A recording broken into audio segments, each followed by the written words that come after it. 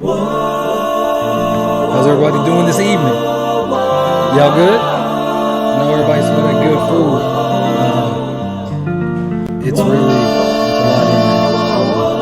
I know the Joneses, they brought the fruits and the vegetables. We got a brisket. We don't eat good, but like the email mom was saying, this is the day that you're supposed to make a joyful noise into the Most High. You can't take these days for granted.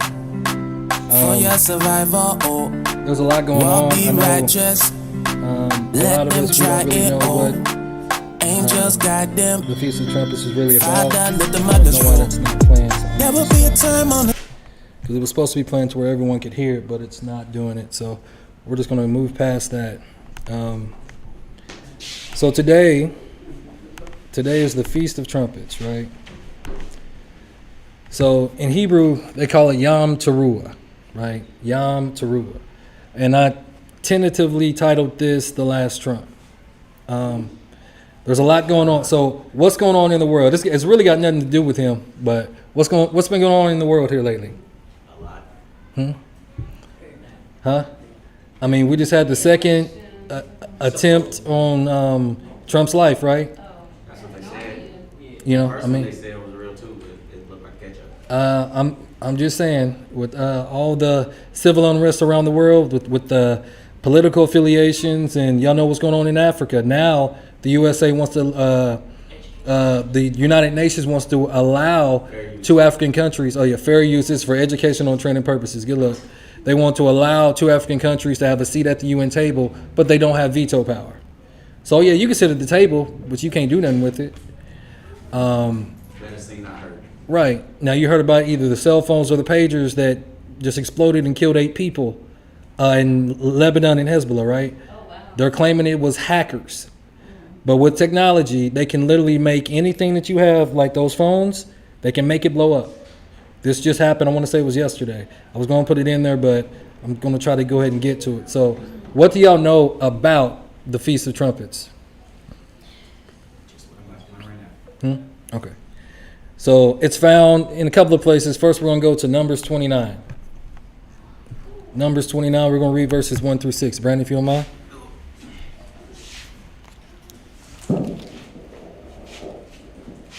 And in the 7th month, on the first day of the month, you shall have an holy convocation.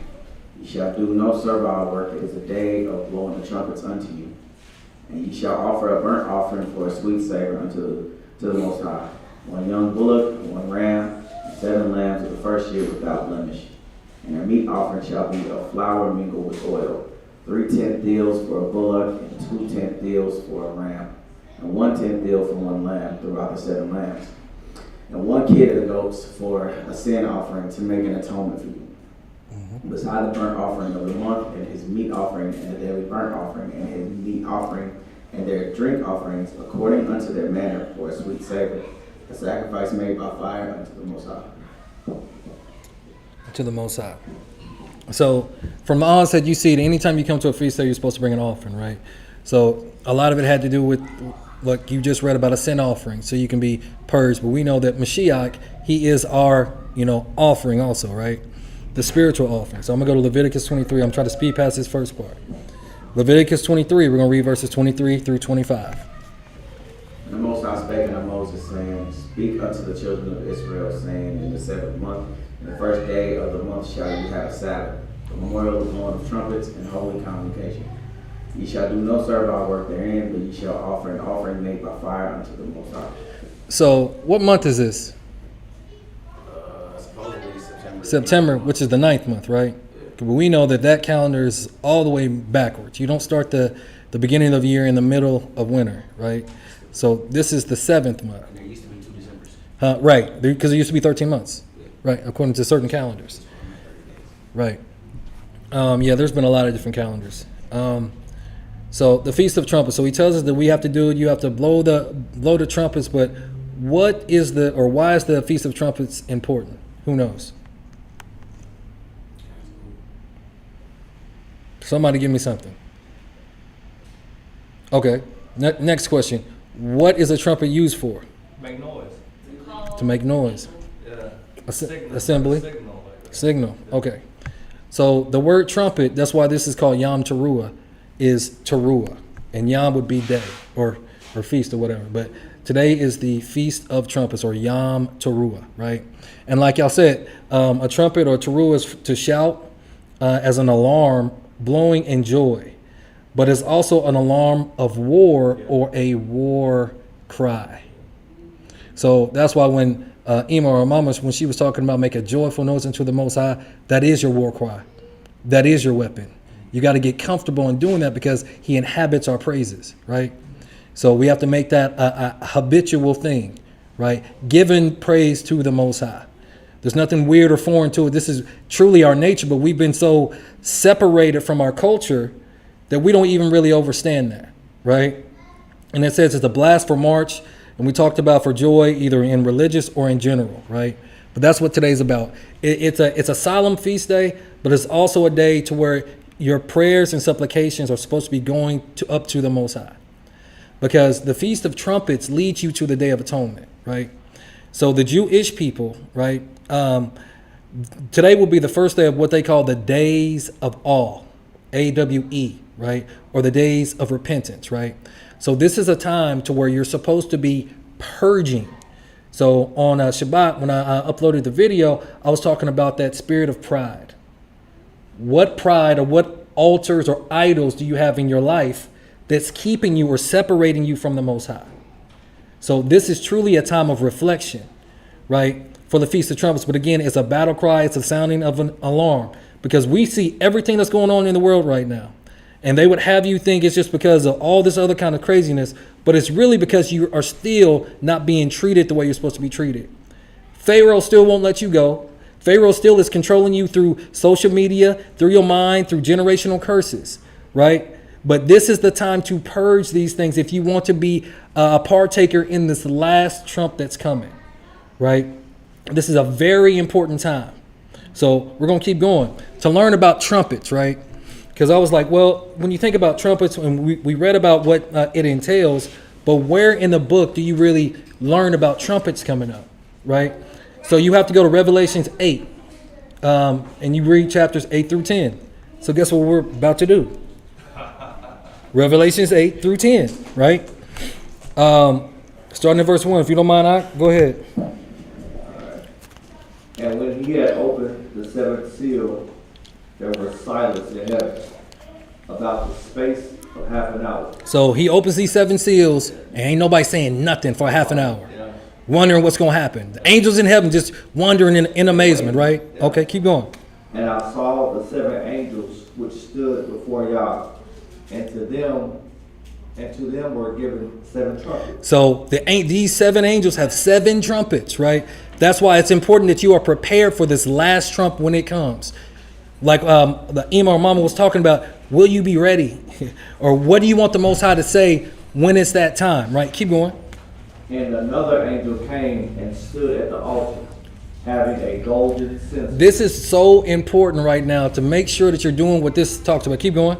And there was given unto him much incense, that he should offer it with the prayers of all saints upon the golden altar, which was before the throne. So these seals are open, right? And these trumpets are getting ready to blow. And before anything can really happen, the prayers of the saints, right, are getting are getting powerful, are getting cleansed, are coming up before the Most High as a sweet smelling savor, right? So in this time, you've got to be making sure that you are praying to the Most High. Don't be thinking that you can do everything out of your own power. Stop thinking that you're smarter than everybody. Stop thinking that nobody sees what's going on. Because the Most High, he will tell his prophets, prophetesses what's going on. He will make strangers know what's going on. You're not getting away with the things you're getting away with. So make sure that you are purging and making yourself pure. You have to get rid of the strange apparel. The strange apparel in this day. Keep going. And the smoke of the incense, which came with the prayers of the saints, ascended up before Yah out of the angel's hand. Out of his hand, right? Yeah. So again, they're going up. So again, praying, you got to be praying daily. You got to be purging daily. You got to be mortifying your members. Go ahead. I was speed reading to catch up, and I was just wondering what a censer was on 3. So this is what you actually like have the incense in. It's like the burning thing. Oh, okay. Yeah. So we're gonna keep going. And the angel took the censer and filled it with fire of the altar, and cast it into the earth. And there were voices and thunderings and lightnings and an earthquake. And the 7 angels which had the 7 trumpets prepared themselves to sound. So they don't even sound until all of our prayers have gone up before the Most High as a memorial. That's how important your prayer life really is. That's why it's important to be a prayer warrior.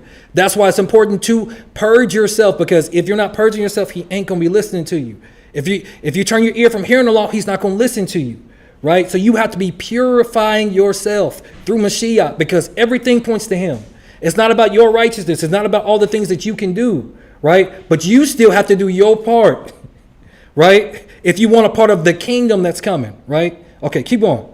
The first angel sounded, and there followed hail and fire mingled with blood, and they were cast upon the earth. And the third part of the trees were burnt up, and all the green grass was burnt up. And the second angel sounded, and as it were a great mountain burning with fire was cast into the sea, and the third part of the sea became blood. So wait a minute. So the first 2 angels sound the trumpet, right? Blowing the shofar, or the teruah. And then the next thing you know, hellfire coming from the skies. Yeah. Mingle with The sea turning into blood. What does that sound like? The end of the world. Huh? Think about the book. What does that sound like? All like the Egyptians. The Egyptians. It sounds like the Exodus, Yeah. right? So we're reading Revelations 8, but that sounds like some stuff that happened in the Exodus, right? So again, we're putting our Hebrew minds on, right? Okay. And so they send up these prayers going, they're za'aking to the Most High. And then there's this supernatural phenomena that happens when these trumpets are going off. Now, I said that it sounds like the Exodus because I'm going to show you. So we're going to go to The Antiquity of the Jews by Josephus, right? One of our historians of that told our history, right? And we're going to go to book 2. And we're going to read about what was happening back when Moses, right, was leading the children of Israel out of Egypt, out of bondage, right? Oh, shalom, Mark. Shalom, Makochi. All right. So the Antiquity of the Jews. You want me to read it? Yeah, you did that. It's too small. It says, but when Pharaoh did not even yield to the will of Yah, but while he gave leave to the husbands to take their wives with them, so he would let the husbands take their wives with them, right? Yet insisted that the children should be left. So he would let you and your wife go, but your children got to stay in bondage, right? Yahuwah presently resolved to punish his wickedness with several sorts of calamities, and those worse than the foregoing, which yet had so generally afflicted them. For their bodies had terrible boils, breaking forth with blains, while they were already inwardly consumed. So they had boils on the outside and on the inside, right? Consumed. And a great part of the Egyptians perished in this manner. Now this is going to sound really like Revelations, right? In this manner. But when the king was not brought to reason by this plague, hail was sent down from heaven. And such hail it was as the climate of Egypt had never suffered before. What kind of hail is that? Nor was it like to that which falls in other climates in wintertime, but larger than that which falls in the middle of the spring to those that dwell in the northern and northwestern regions. This hail broke down their bows, loading with fruit. After this, a tribe of locusts, remember all this stuff, right? Locusts consumed the seed which was not hurt by the hail, so that to the Egyptians all the hopes of future fruits of the ground were entirely lost, right? So this happened according to Josephus about the antiquity of the Jews, right? Our people, right? So now let's go to Exodus 9 to verify what this hail was, right? Exodus 9. We're going to read verses 13 through 30. Whoever's going to read, go ahead. And the Most High said unto Moshe, rise up early in the morning, and stand before Pharaoh, and say unto him, thus saith the Most High Yah of the Hebrews, let my people go, that they may serve me. For I will at this time send all my plagues upon the heart and upon thy servants, and upon thy people, that thou mayest know that there is none like me in all the earth. So he does these things to make himself known to the nations of the earth, right? You're going to see parallels. Keep going. For now I will stretch out my hand, that I may smite thee and thy people with pestilence, and thou shalt be cut off from the earth. And in very deed for this cause have I raised thee up, for to show in thee my power, and that my name may be declared throughout all the earth. Again, he wants his name and his power to be shown, to be made manifest. That's why the world has been waiting and groaning for the manifestations of the sons and daughters of the Most High. That's why it's important for us to do our part. It's important for us to make it to the next level, right? Because we don't want our children to go through another captivity, to go through hell on earth, right? So we have to do our part in teaching and leading them also, right? There's stuff that we have to do because the iniquities of the fathers goes to the what? Kids. Third and fourth generation of those that hate the Most High, right? Okay, keep going.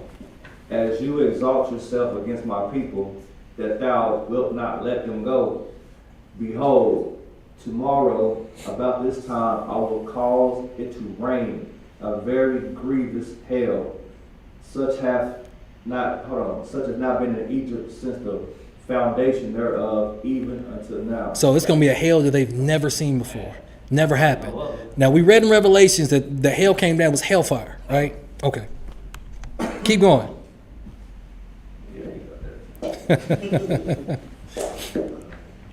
Send therefore now and gather thy cattle, and all that thou hast in the field, for upon every man and beast which shall be found in the field and shall not be brought home, the hail shall come down upon them, and they shall die. So yeah, you got to slow down a little bit. So what was he trying to tell the children of Israel right there in that sentence? Go home. Huh? Go home. Right, because home is your what? Place of what? Safety. And rest. Safety. So when the calamities keep happening, the Most High, he's going to let us know where the places of safeties are, where the Goshens are, so we can eventually meet him in the air, in the cloud, right? But you have to be listening. You have to have eyes to see and ears to hear. You can't be leaning into your own understanding, because I'm telling you, when the stuff starts breaking down, you ain't going to be able to trust everybody. They got Chinese people coming through the border, Russians, Venezuelans then took over Chirac. You got Haitians coming over, taking over everything. They then took over all Chirac. Like, you going to have to know who your tribe is and who you can trust. And you better be sensitive to the Spirit and the way the Spirit is moving in that hour. I'm telling you. Because you don't want to be listening to somebody that ain't got nothing spiritual for you. This is not that time. This is not the time to be a part of an apostasy, falling away. This is not that time. That stuff is over with. I'm telling you. The stuff is about to get crazy. If y'all don't believe depending on, it don't even matter who wins the election. Neither one of them are going to be happy. They already trying to kill somebody. Twice. Twice. They already trying to kill somebody.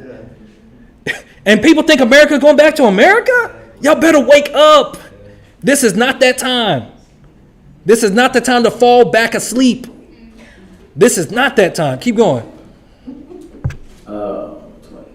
He that feared the word of the Most High among the servants of Pharaoh made his servants and his cattle flee into their houses. Mm-hmm. And he that regarded not the word of the Most High left his servants and his cattle in the field. And the Most High said unto Moses, stretch forth thine hand toward heaven, that there may be hail in all the land of Egypt, upon man and upon beast and upon every herb of the field throughout the land of Egypt. So what would have happened if Moses would not have done that with his hand? He probably would have smote him. Our people would still be in captivity now. We would have never left Egypt. This book wouldn't even been written. We wouldn't be reading nobody's history.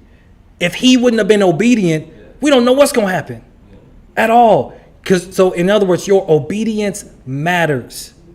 He may tell you to do something strange, to go to a strange place to talk to somebody you ain't never talked to, but your obedience matters. You don't know. He could have a ram in the bush. He could have a crow that's going to feed you. You don't know. You have no idea. So make sure you're being obedient, because it's better than sacrifice. It's better than offerings. Obedience can save your life, or disobedience can end it. Right? Keep going.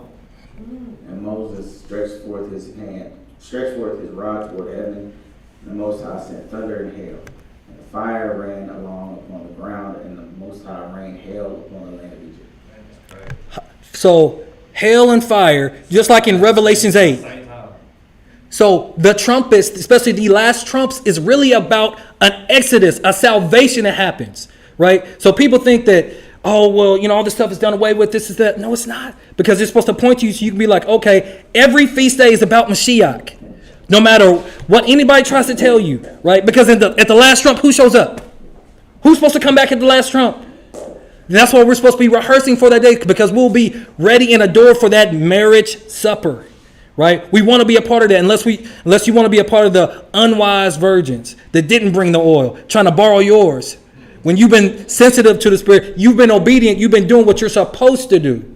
And in that hour, you better not give nothing away. Don't give your salvation away. That's what this stuff is going to be clinging to, your salvation. Because it's going to be a strange salvation, because the world, they're looking at their own people. They're not paying attention to what's really going on. There's so many videos and books coming out every day from 18, 17, 16, 14, 1500s about who the real people are. People making all these videos, letting everyone know who the real people are. And then you got a nation that said, oh, we can admit what we did and we can give you an apology, but we can't give you no reparations. No nuggets, no money. We the same people as the people that we're reading about. What you think is going to happen? They're not doing us. They're not doing justice by us. What the Most High going to do to them? They are. This world is literally making it to where the Most High is like, I'm gonna make my name known again. They're gonna be like them. Yes. It's gonna be a strange thing. I'm telling you. Keep going. Go ahead, Ak. Oh, we did? Okay. So that sounds like Revelations, though, right? Revelations 8. Okay, keep going. So there was hail and fire mingled with the hail, very grievous, such as there was none like it in all the land of Egypt, since it became a nation. And the hail smote throughout all the land of Egypt, all that was in the field, both man and beast. And the hail smote every herb of the field, and brake every tree of the field. Only in the land of Goshen, where the children of Israel were, was there no hail. So the land of Goshen, again, was their place of safety. You better know where your place or places or people of safety are, because everybody ain't got safety for you. Some people want to take the prepping that you have, want to try to take your life. They want to try to take your spouse. So again, you have to have the spirit of discernment. You have to hone that muscle, right? Everybody ain't, all skin folk ain't kin folk, and blood is not thicker than water all the time. That's a whole lie. A whole lie, right? Keep going. And Pharaoh sent and called for Moses and Aaron, and said unto them, I have sinned this time. The Most High is righteous, and I and my people are wicked. Entreat the Most High, for it is enough that there be no more mighty thunderings and hail, and I will let you go, and ye shall stay no longer. And Moses said unto him, Sound good. as soon as I am gone out of the city, I will spread abroad my hands unto the Most High, and the thunder shall cease. Neither shall there be any more hail, that thou mayest know how that the earth is the Most High. But as for thee and thy servants, I know that ye will not yet fear the Most High. Moses knew. That's why he was like, it sound good. Just getting started. Yeah, you know, we can admit all this stuff, but we ain't going to give you what you deserve. Like, okay. But all of this stuff, the Feast of Trumpets, it leads to a greater exodus. When we're never talking about this exodus ever again. So I was reading that, I was like, man, this sounds really familiar. Right?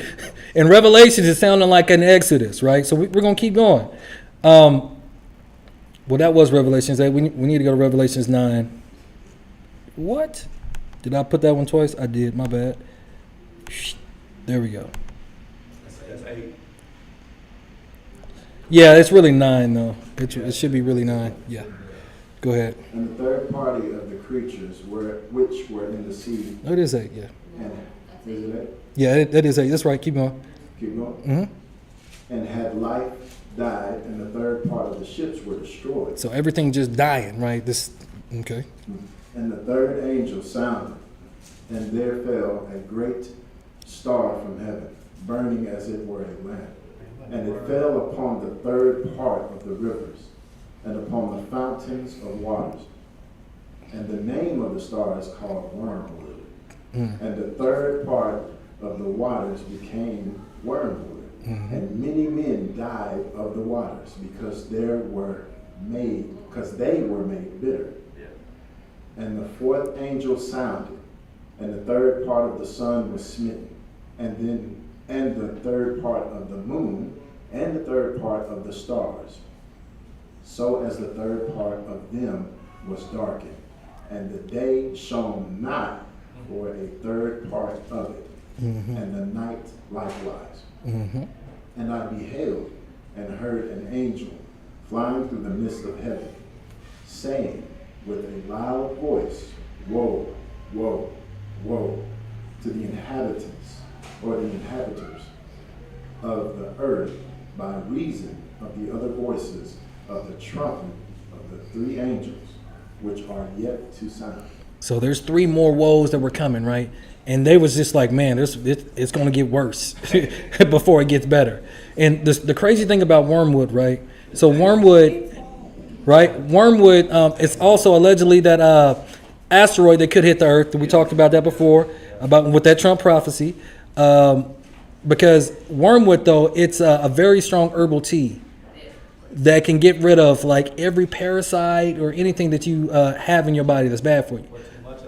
But too much of it will kill you, right? Too much of it.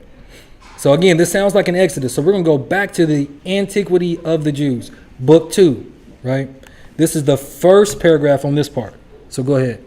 When the king despised the words of Moses and had no regard at all to them, grievous plagues seized the Egyptians, every one of which I will describe, both because no such plagues did even happen to any other nation as the Egyptians now felt, and because I will demonstrate that Moses did not fail in any one thing that he foretold them, and because it is for the good of mankind, that they may learn his caution, not to do anything that may displease the Most High, lest he be provoked to wrath, and avenge their iniquities upon men. For the Egyptian river ran with bloody water at the command of the Most High, insomuch that it could not be drunk, and they had no other spring of water neither. For the water was not only the color of blood, but it brought upon those that ventured to drink of it great pains and bitter torment. Now, was that not what we just read in Revelations? Wormwood. Yeah, it sounds like wormwood. That's what happened in Egypt, though. He follows the same patterns. I'm telling you, when it comes to an Exodus, it's the same things over. But nations and countries, they be so prideful, like, no, we ain't letting them go. No, but he gonna show you. He gonna show you. Keep going. Such was the river to the Egyptians, but it was sweet and fit for drinking to the Hebrews, in no way different from what it naturally used to be. As the king therefore knew not what to do in these surprising circumstances, and was in fear for the Egyptians, he gave the Hebrews leave to go away. But when the plague ceased, he changed his mind again, and would not suffer them to go. That's the nature of a slave master. So all they guys didn't help them, huh? All they guys didn't. No, none. Yeah, the guys they couldn't stop that, could they? They could emulate it, but they couldn't stop it, right? Almost every plague. Some stuff, Yeah. Emulated Kool-Aid. Emulate Kool-Aid. Okay. So let's go to Revelations 9. Jeremiah, if you don't mind. And the 5th angel sounded, and I saw a star fall from heaven unto the earth, and to him was given the key of the bottomless pit. So, who's in the bottomless pit? I'm not going to cover it, but you know, because you've been looking into it, right? June, you should know it too. Yeah. Huh? The fallen angels that did what?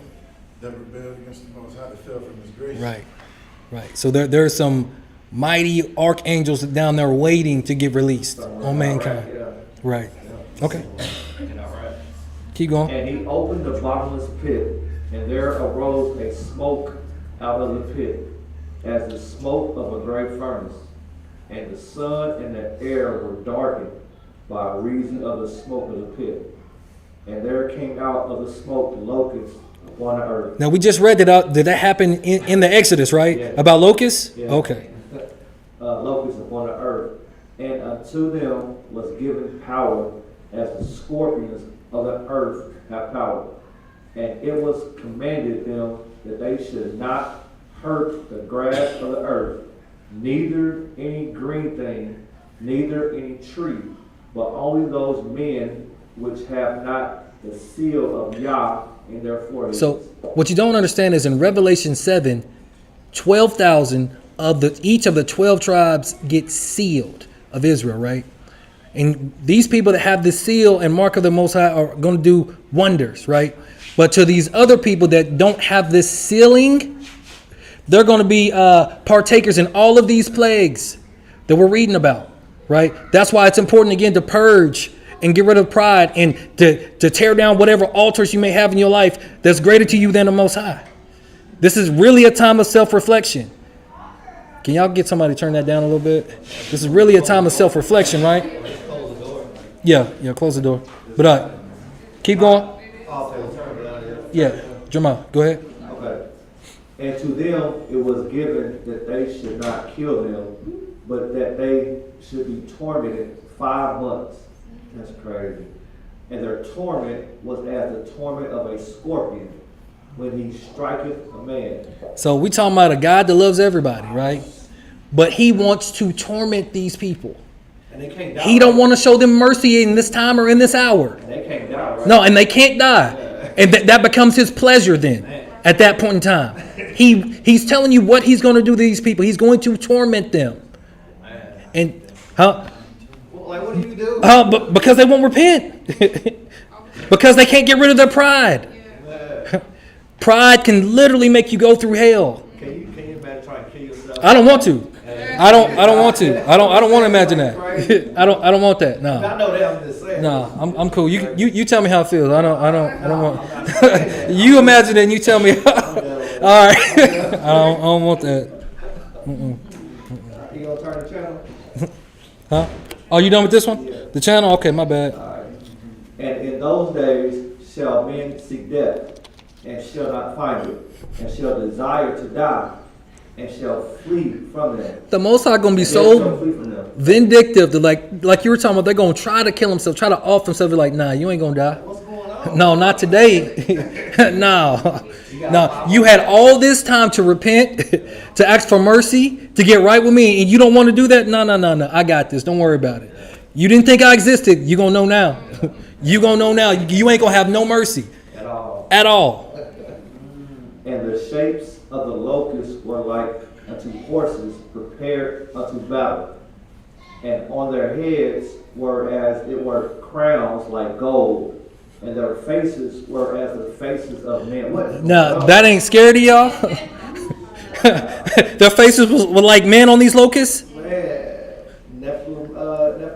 No, this is coming from. Look, hey, I don't know, but I know I don't want no parts of none of that. Locusts, No. All right. And they had hair as the hair of women, and their teeth were as the teeth of lions. What in the world? This is a locust, though, right? Man. And they had breastplates, as it were breastplates of iron, and the sound of their wings was as the sound of chariots of many horses running to battle. This is crazy. And they had tails like unto scorpions, and there were stings in their tails, and their power was to hurt men for 5 months. Torture, torment. Yeah. Yeah.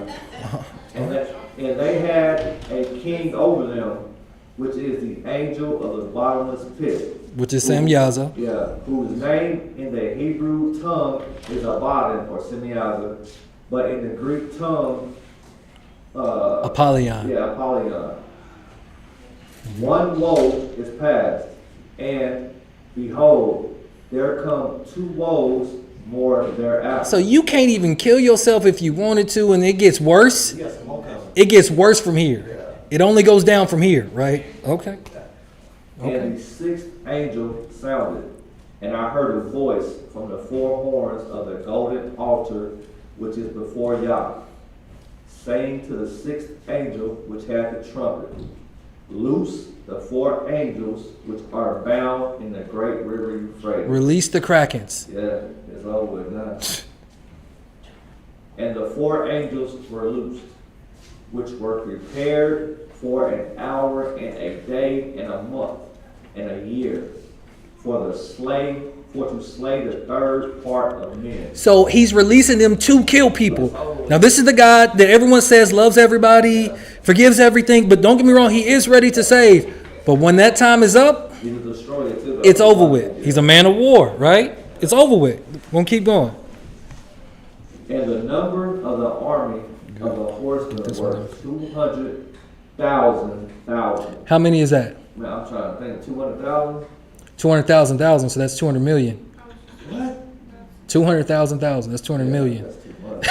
Yeah. And I heard the number of them, and thus I saw the horses in the vision, and them that sat on them having breastplates of fire and of jacinth and brimstone, and the heads of the horses were as the heads of lions. So what would you do if you see a head of a lion on top of a horse?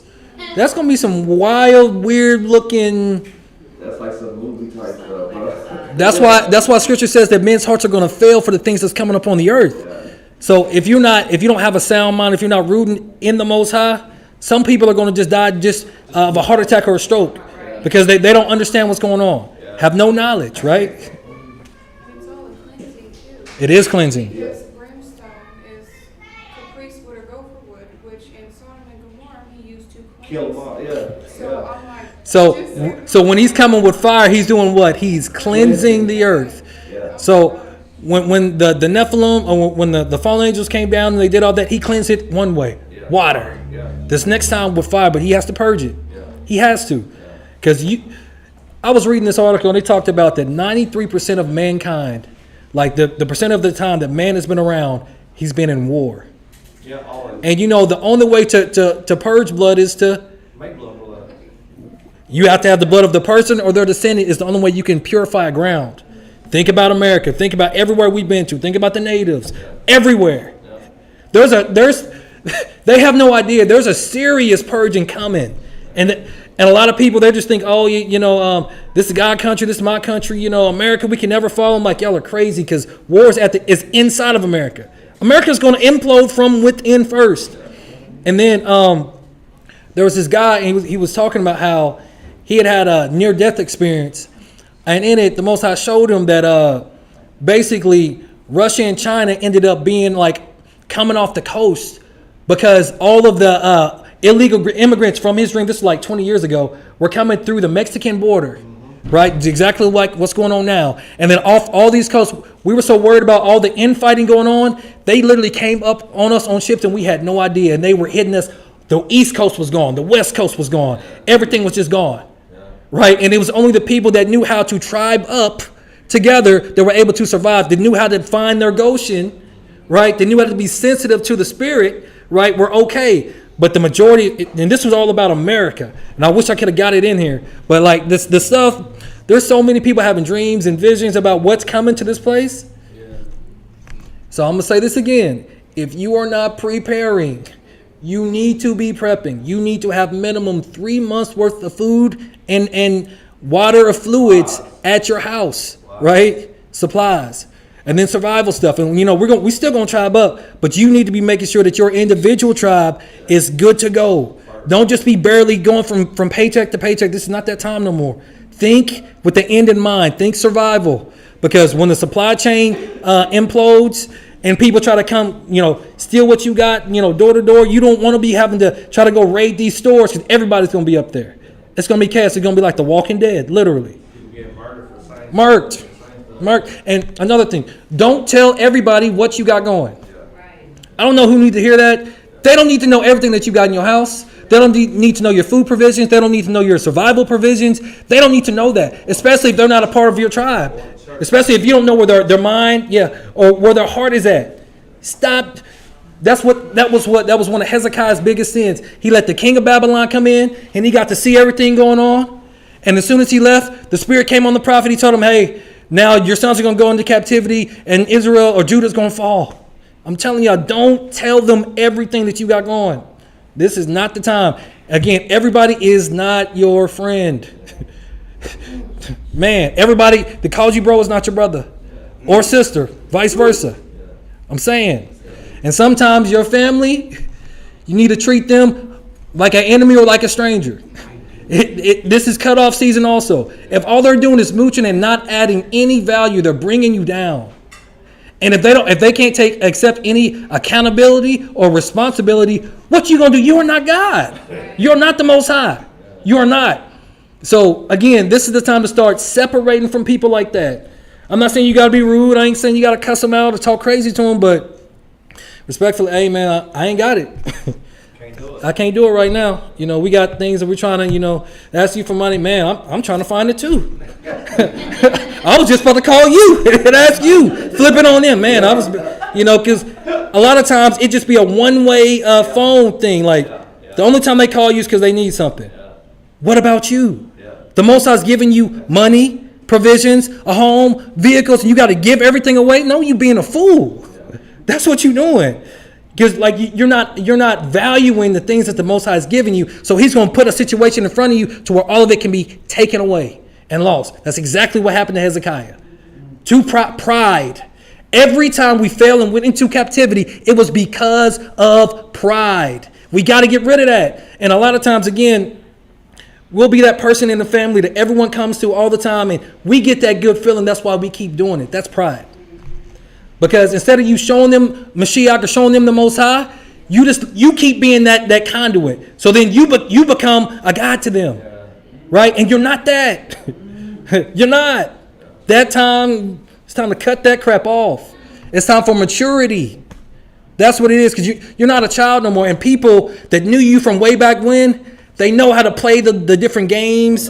They know how to get to you. So sometimes you got to block them for a while or altogether. So just sometimes it's just better like, hey, we family, but we just need to love from a distance. And it'd be crazy because a lot of times they be living all the way across the country, but it's like they're right here because they getting everything that they need from you. And you ain't got nothing to show for it. And then they're going to guilt trip you, make you feel bad, manipulate you. And you just be like, man, I know I'm supposed to be a cheerful giver, and I know I'm supposed to give, but Can I get that money back? yeah, discernment, man. Again, he did not want nobody to be nobody's fool. Nobody. My bad. I don't know why I got on that, but let's keep going. I don't even know. And out of their mouths issued fire and smoke and brimstone. By these three was the third part of men killed, by fire and by smoke and by brimstone, which issued out of their mouths. For their power is in their mouth and in their tails. For their tails were like unto serpents, and had heads, and with them they do hurt.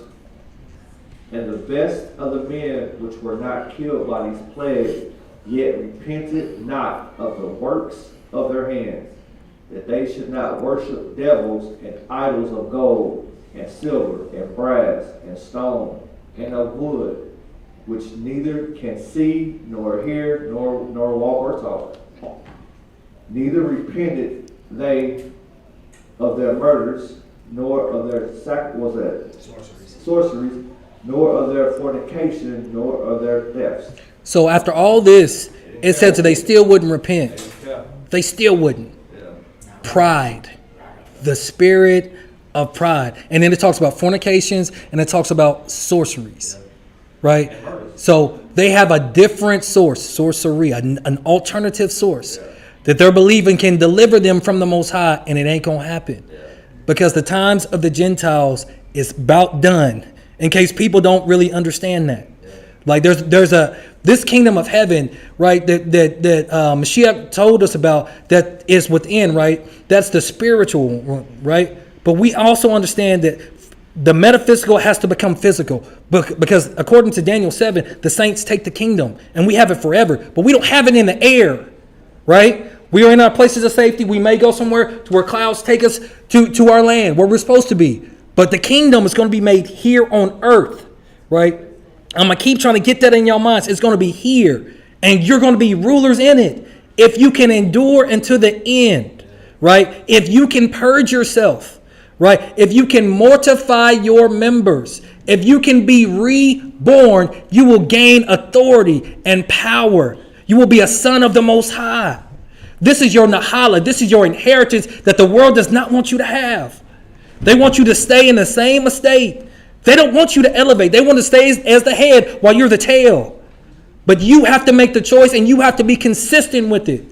It has to be consistent worship, consistent prayer, consistent forgiveness, right?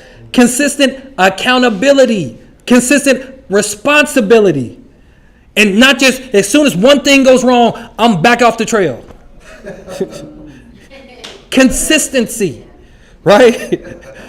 And you have to have a repentant heart. This is not the time to be one of those people to where you cannot admit when you're wrong, to where you cannot apologize. If that spirit is on you, that is the spirit of pride. And you need to get rid of that, because that spirit will keep you from the kingdom. If you have the spirit of pride on you, you ain't going to make it in there. You think the Most High going to let you just think you're going to do what you want to do? Do you not see what happened when they went to the wilderness? You see what the spirit of pride did to our people? You have to purge yourself of that spirit now. And you have to be like, okay, I know who I am, but Father, show me like in my inward parts how I can be purged of this thing. What is it? Because everybody has pet peeves. Everybody has tics and motors. So you have to ask the Most High to purge that from you and to show you yourself in all your glory and all your ugliness at times. And you have to be honest with yourself. Nobody is perfect. But this spirit of pride has been the spirit that has driven us into captivity over and over again. Because once you start going into witchcraft, sorcery, worshiping wood, worshiping stone, that's pride. Because you think that something else can be a substitute for the Creator, the Elohim, the Most High of the universe, right? You think that you can find a better way than the one who made the way, who is the truth, right? Keep going. Are we done with this one? I don't remember. You got that. All the way down. Oh, yeah, that's, yeah. I forgot, bro. So again, we're talking about this spirit of pride. So in the beginning, when the serpent beguiled Eve, letting her know that he didn't say that because you couldn't eat it. He said that because you would be like him as a God. So she listened to him in a way that became her God. But she wanted to be like the Most High. That spirit of pride is what led to the initial downfall of man. We've been dealing with all these serpentine ruachs or spirits that we have to purge, right? We're going to keep going. So on Shabbat, when I uploaded the video, I was talking about pride. I went over this one, right? Ecclesiasticus chapter 10.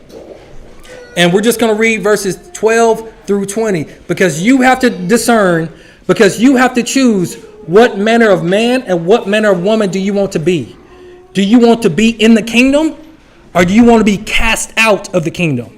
Because there are going to be some of us that survive a tribulation, and because we cannot purge ourselves now, we'll not be able to walk into the kingdom. So it'll just be like you keep going into perpetual captivities because nobody will want you, right? When you were chosen above all nations of the earth, if you can be righteous with the Most High, if you can be obedient. We didn't make ourselves above all nations. I'm not saying that our skin color or anything makes us better than anybody, right? He chose us for a reason. We're supposed to be a kingdom and a nation of priests to the world. So we have a higher standard of righteousness that we have to attain. We have a higher level that we all have to get to, right? So Ecclesiasticus 10, right? Starting at verse 12. The beginning of human pride. Slow down. Slow down. Go ahead. The beginning of human pride is to forsake the Most High. The heart has withdrawn from its maker. So what's the beginning of pride? What's the beginning of pride? Thinking is better. Huh? So, okay, let's go. Jerome, what does it mean to forsake the Most High? Forget about him. You don't need them. Thinking you got all the answers. Right. You got it. You don't acknowledge him in all your ways, right? That is the beginning of pride, thinking you know better than he knows. Thank you, baby. Keep going. For the beginning of pride is sin, and the one who clings to it pours out abominations. Keep going. Therefore the Most High brought upon them unheard of calamities and destroyed them completely. The Most High overthrew the thrones of rulers and enthroned the lowly in their place. The Most High plucked up the roots of the nations and planted the humble in their place. So why did he uproot all of these rulers and all these nations? Why? Because they thought they was better than them. Because of the spirit of pride, because of forsaking the Most High, because of going after other gods, right? Other things that aren't a God, aren't on a lure or anything.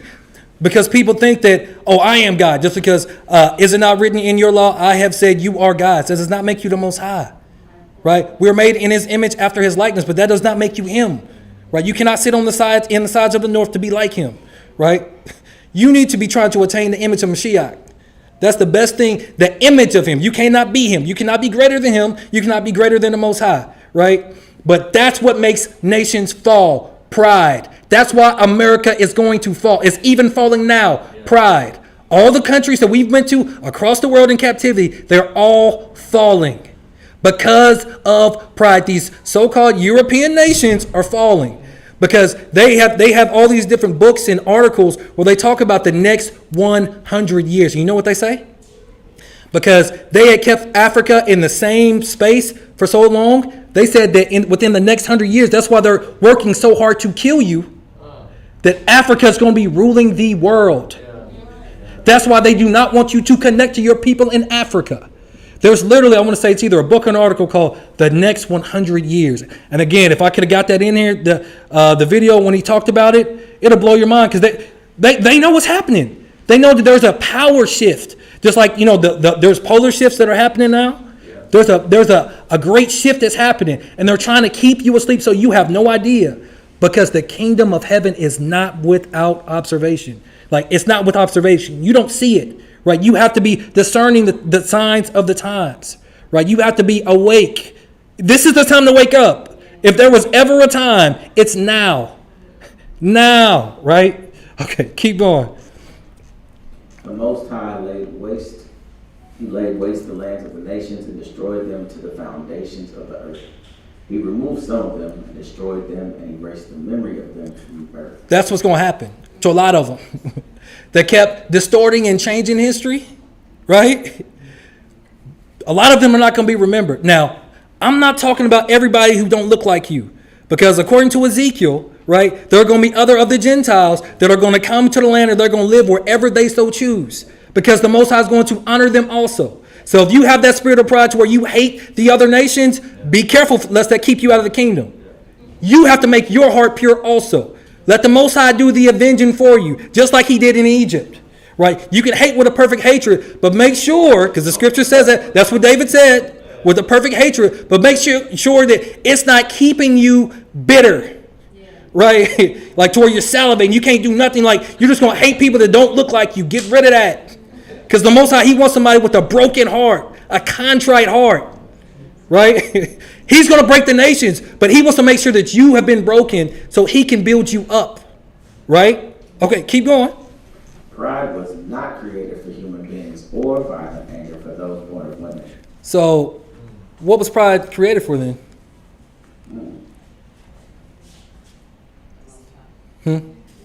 Pride was just created just to see. It's to tempt you. It's the serpent. It's the serpentine spirits, right? The Most High, he created the good and the evil. He wants to see which one you're going to choose this day. Keep going. Whose offspring are worthy of honor? So, question: whose offspring is worthy of honor? Ours. Human offspring.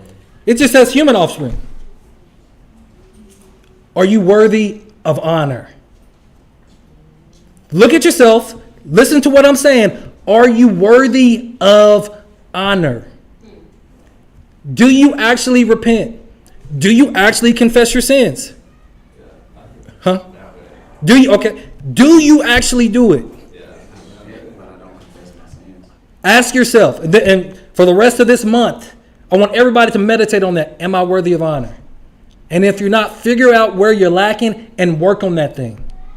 Are you worthy of honor? Keep going. Whose offspring? Whose offspring are worthy of honor? No, that's the next one. No, it's twice. Yeah. Oh, okay. All right. Those who fear the Most High. Those who can obey the commandments of the Most High. Again, who can repent, who can apologize, who know how to love, because love covers all sins, right? Because it's not all hate. It's not all none of that. Who's worthy of honor? Obedience is going to be better than sacrifice. I'm telling you. We got to meditate on if you're worthy of honor. Like, you can't gloss over that, because there's vessels of honor and vessels of dishonor. Which one are you? You don't have to answer me, but meditate on that. Because again, like in these days leading up to the Day of Atonement, you have got to be purging, making vows to the Most High that you're not going to go back on. Striving for perfection, right? Perfection. Keep going. Whose offspring are unworthy of honor? Human offspring. So human offspring are worthy of honor and not worthy of honor. Choices. Everybody got choices. Choices. Keep going. Whose offspring are unworthy of honor? Those who break the commandments. Those who break the word, the commandments, the Torah of the Most High are not worthy of honor. So if you don't know it, it's time for you to know them. It's time for you to read them. We're supposed to be meditating in the scriptures day and night. And so I was thinking about when the scriptures kept saying you got to be meditating in it day and night. Why was it so important for them to do that back then? For one, we know now with technology, your mind will go everywhere, right? But back then they didn't have it like that. They didn't have all of the laws written down. They got the 10 commandments, because you got to think, why was Moses up there for 40 days if he only had 10 commandments to bring with him? How did they pass down information back then? So he had to commit it to memory. So they were passing it on through memory. Think about all the laws and commandments and statutes of the Most High. 40 days, and next thing you know, Moses just knew it. The word of the Most High would come to him, and he would be reminded of it, and then, bam, there it is. Think about the dedication it takes to really commit these things to memory, because it has to be written on your heart so you can be worthy of honor. It has to be written in your mind. That is the seal of the Most High. We read about those people that didn't have the seal. They were tormented for 5 months because they break and they didn't care about the commandments of the Most High. They didn't care about the word, and they don't believe in Mashiach. There's a distinction. Are you going to be a vessel of honor or of dishonor? Who are you? Keep going. Among family members, their leader is worthy of honor, but those who fear the Most High are worthy of honor in His eyes. You remember I was talking about how, certain people are always the person in the family that everyone comes to and always fixes it with money or whatever, and this and that. And sometimes you can have that lofty spirit and you just get in that. But those who keep the commandments of the Most High are held in more honor and esteem. So do everything in wisdom, right? Everything in wisdom and understanding, right? So you can be balanced. So I got a question. Why does a snake shed its skin? To become new. Okay. Anybody else?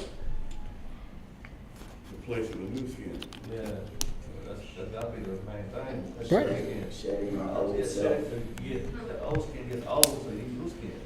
Perfect. So we're just going to watch this video real quick at snake shedding its I skin. don't know. It's growing. It has to shed its old skin when it grows. Is it? Okay. You call us snakes, man? No. But even Mashiach said what? Be as wise as a serpent and harmless as a dove. Yeah. That's correct.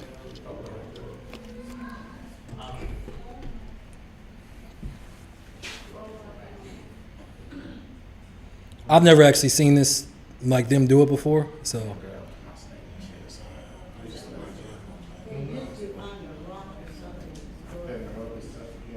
Both of y'all is on it right now. Okay.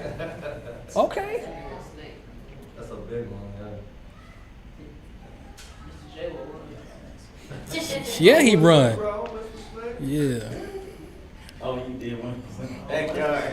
That dude run from spiders, wasps. I saw him run from a rabbit, so I just let him have it. So y'all see that it shed its skin, right? So I asked y'all why a snake sheds its skin. Who's reading? Go ahead. Actually, let June read this one. Snakes are unique among wildlife for many reasons. And one of those reasons is their ability to shed their skin in its entirety. We don't see this from other animals. So why do snakes shed their skin whole? Put simply, snakes shed their skin because it doesn't fit anymore or because it's old or worn out. When snakes grow, their skin does not, so they outgrow it. When this happens, they shed their outer layer of skin. So why do snakes shed their skin? The grow, or it's too old. The grower is too old. When's the last time you really purged because you've outgrown the people, certain situations and circumstances in your life? That's what mortifying your members is really all about. Purging, right? Keep going though. Keep reading. Because there's more about this shedding of skin. Snakes can shed their skin as often as once a month, although it's usually only a handful of times a year at most. According to Animal Planet opens in a new window. Yeah, don't worry about that. Okay. The process of shedding skin is called, what is that? Ecdysis. Ecdysis. Sure. Is that a D or That's a O? D. That's a D. Ecdysis. And many factors can affect how and when snakes shed, including species, age, weather, and temperature, nutritional health, and the presence of bacteria or parasites. Younger snakes typically shed more than adults because they are still growing. Snakes also often shed their skin before reproduction or after giving birth. Right. Keep going. Read this last one. While shedding their skin is part of a snake's growing process, it has another purpose as well. It helps remove parasites that could harm the snake, according to the Iowa Department of Natural Resources. So when the scriptures tells you to renew your mind, it's really telling you to shed the skin. Because a lot of things you've outgrown, or a lot of things you should have outgrown, or maybe you have parasites in your mind, parasites in the people that's around you. And you just realize every time you get around certain people, it's all bad. And you get brought down low again to their level when the Most High is calling you higher, right? So it's time for you to shed that skin. Again, who are you? Who are you? Are you worthy of honor? I don't know what you're saying, but are you worthy? Make that on the shirt? Okay. Are you worthy of honor, right? Man.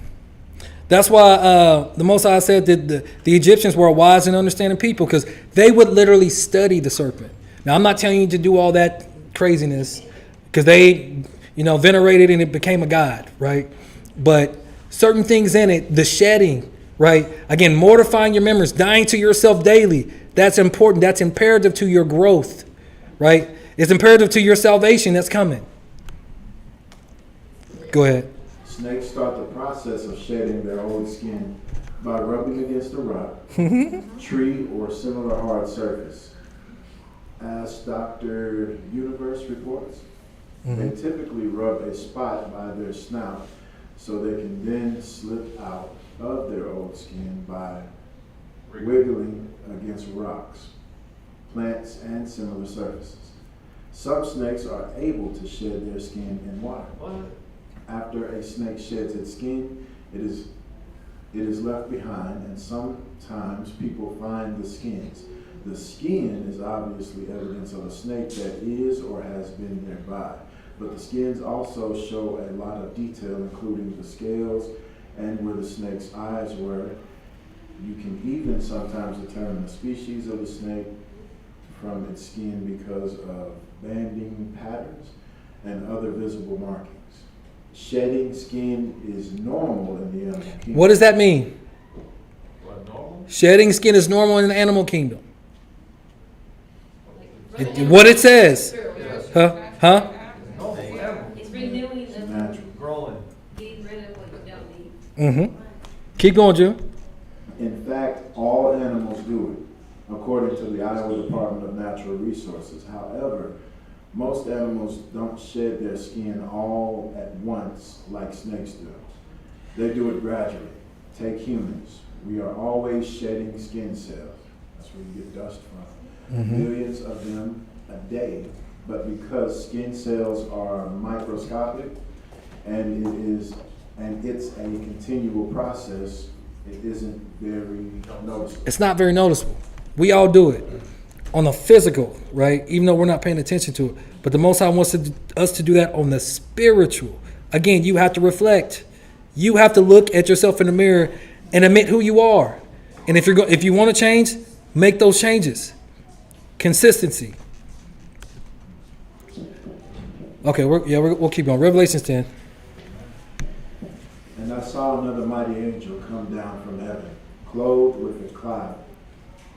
And a rainbow was upon his head, and his face was as it were the sun, and his feet as pillars on fire.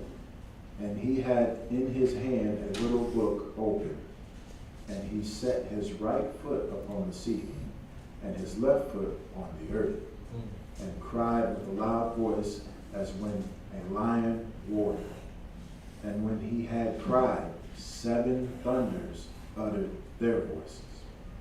And when the 7 thunders had uttered their voices, I was about to write, and I heard a voice from heaven saying unto me, seal up those things which the 7 thunders uttered, and write them not.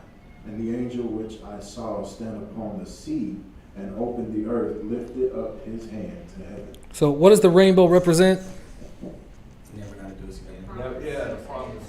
That he's never going to do what again? Not the flood again. So it's not Pride Month? Say what? It's not Pride Month? No. Okay. Just checking. I'm just trying to see where y'all at. My bad. Nice, Tabby. I just said Huh? Pride It's not Month. a That's wise Pride Month. Pride Month. Oh, yeah. Okay, I'm just seeing where everybody's at. Okay. Again, fair use for educational training purposes. But we're gonna keep going. And that's not for the alphabet mafia. And swear by him that liveth forever and ever, who created heaven, and things that therein are, and the earth, and the things that therein are, and the sea, and the things which are therein, that there should be time no longer. But in the days of the voice of the 7th angel, when he shall begin to sound, the mysteries of Elohim should be finished. Y'all heard that, right? When this 7th Malachim or angel sounds, the mysteries is over with. No more delusion, no more strange craziness going on. It's over with, right? Keep going. As he hath declared to his servants, the prophets. So it's in the book. So read it. Keep going. And the voice which I heard from heaven spake unto me again, and said, Go and take the little book which is open in the hand of the angel, which standeth upon the sea and upon the earth. And I went unto the angel, and said unto him, Give me the little book. And he said unto me, Take it, and eat it up, and it shall make thee belly bitter, or thy belly bitter, but it shall be in thy mouth sweet as honey. And I took the little book out of the angel's hand and ate it up, and it was in my mouth sweet as honey.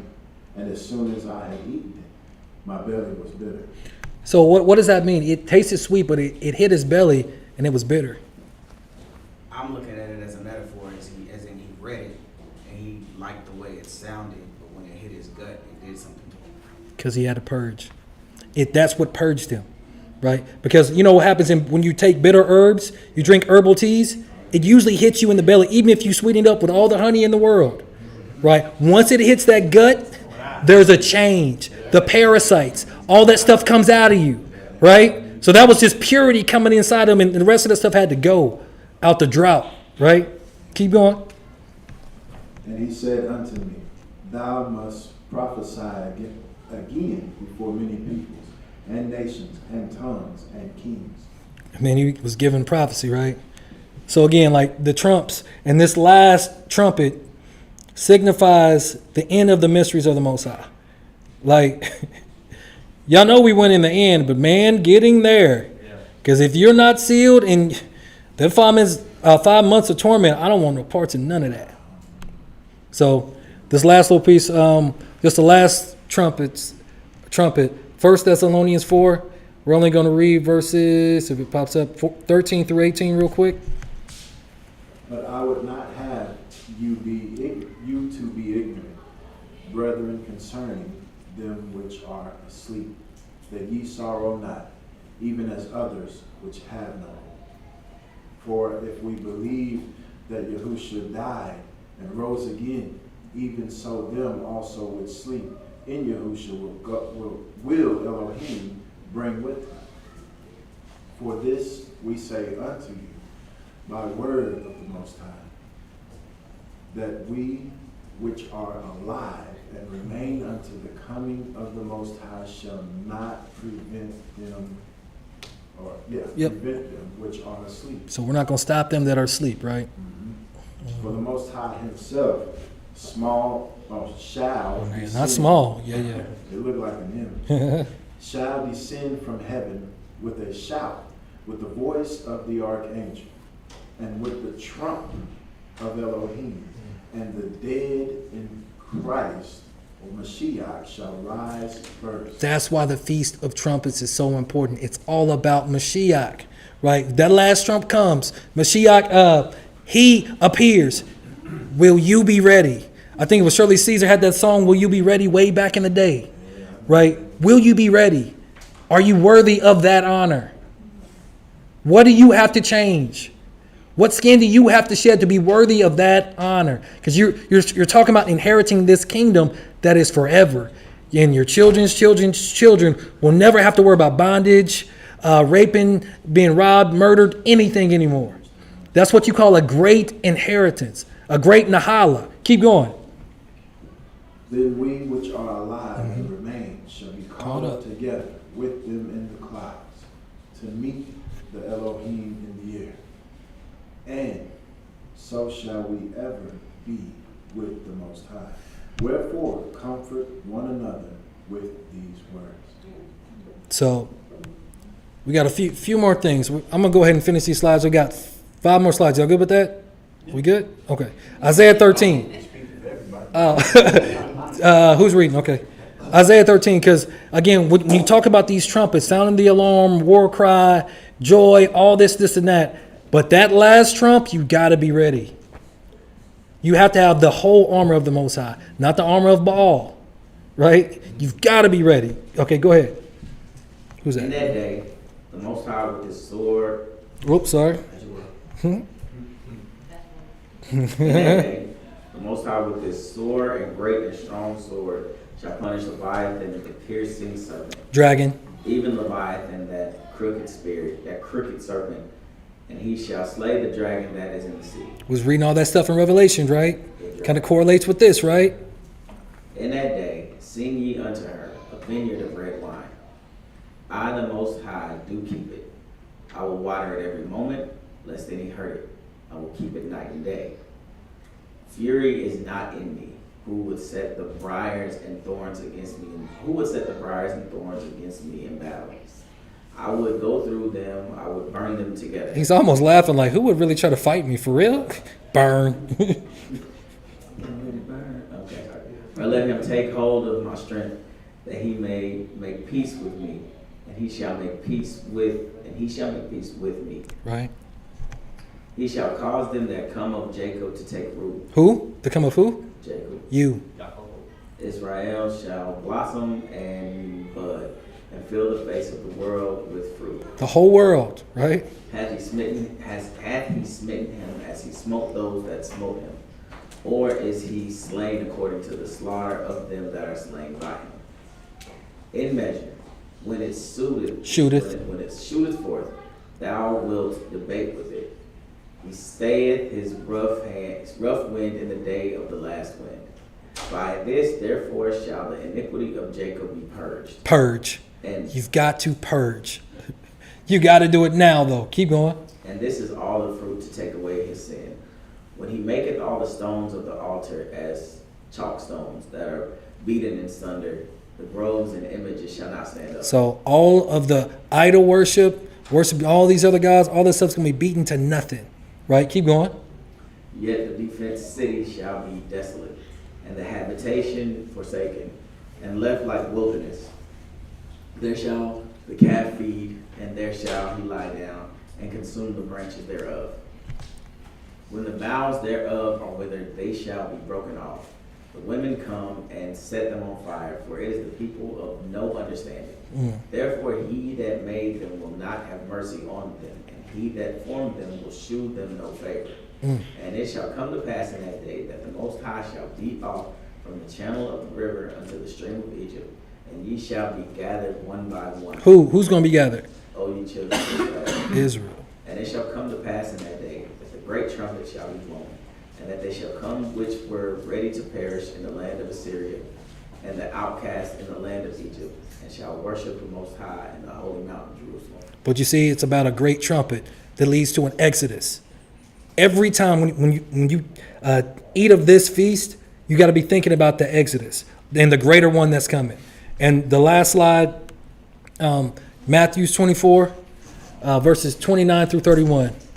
Immediately after the tribulation of those days shall the sun be darkened, and the moon shall not give her light, and the stars shall fall from heaven, and the powers of the heavens shall be shaken. And then shall appear the sign of the Son of Man in heaven. And then shall all the tribes of the earth mourn, and they shall see the Son of Man coming in the clouds of heaven with power and great glory. And he shall send his angels with a great sound of a trumpet. And they shall gather together his elect from the four winds, from one end of heaven to the other. It's all about Mashiach, but if it's about Mashiach, it's also about you. It's about an exodus. It's about a great salvation. That's all I got. Did that make sense? Was that too much information? We good? Huh? Shed our skin. Okay, shed our skin.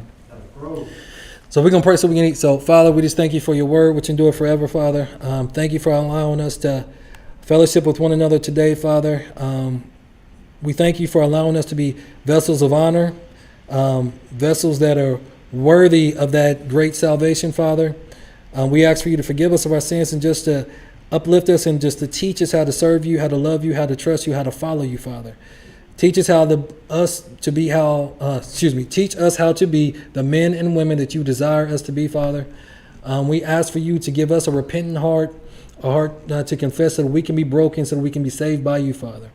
All these things we do ask and pray. We also ask for you to heal all those that cry out to you, Father, all of your people, Father. And we're just grateful for this day. We're grateful for our lives, Father. We don't take this for granted because it is because of you that we live, move, and have our being, Father. And for that, we give you thanks, Father. All these things we do ask and pray in the name of your beloved Son, Yahushua HaMashiach, Amen. So this is Feast of Trumpets 2024. We are Yehuda. This is YAH'S Assembly. So please subscribe, hit the notification bell, like and share our content. And as always, until next time, Shalom. peace, family. Whoa.